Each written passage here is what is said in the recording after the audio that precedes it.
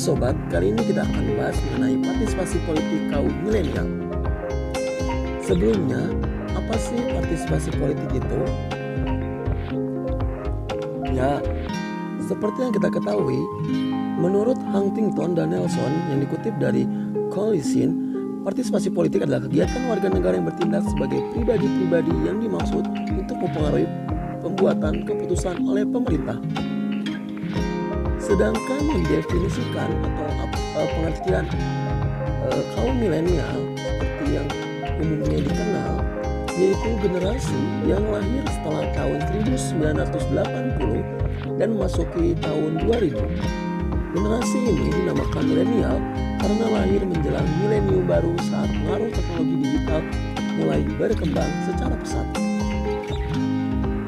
Dalam menyusun kegiatan partisipasi politik mulai dilakukan oleh kaum milenial maupun seluruh masyarakat di Indonesia sendiri sebagai amanat menjalankan amanat Undang-Undang Dasar Negara Republik Indonesia terdapat pada pasal 1 ayat 2 yang menegaskan bahwa kedaulatan berada di tangan rakyat dan dilaksanakan menurut Undang-Undang Dasar. Pelaksanaan partisipasi politik sendiri termuat dalam Undang-Undang Nomor 12 Tahun 2015 tentang jaminan dan perlindungan negara terhadap hak-hak warga.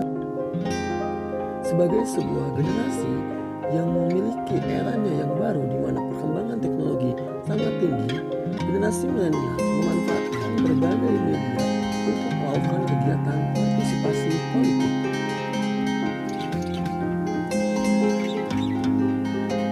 Seperti yang disampaikan oleh data most active social media platform, di mana rata-rata hampir seluruh masyarakat khususnya generasi milenial menggunakan jaring internet untuk melakukan berbagai kegiatannya dan melakukan berbagai hal.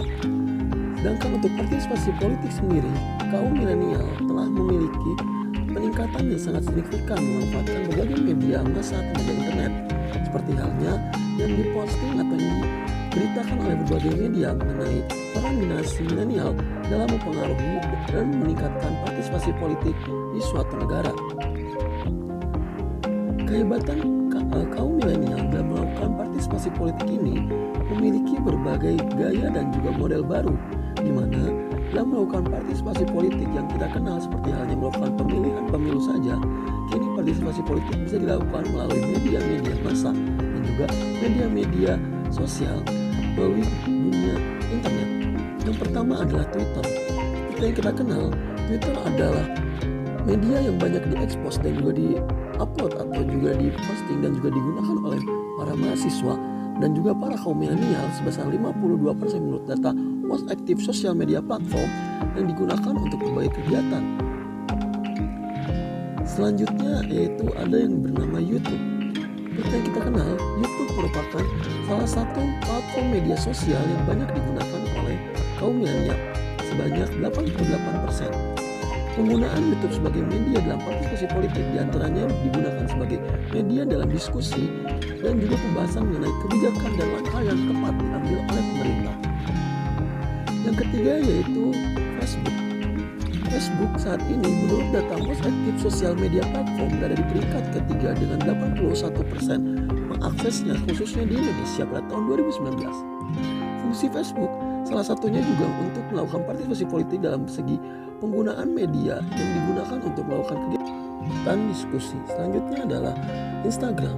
Instagram memiliki fungsi yang sama dengan media sosial yang lainnya dalam partisipasi politik. Salah satunya digunakan sebagai media diskusi mengenai kebijakan dan arah yang diambil oleh pemerintah setelah sesuai atau tidak untuk kepentingan dan kebutuhan mereka.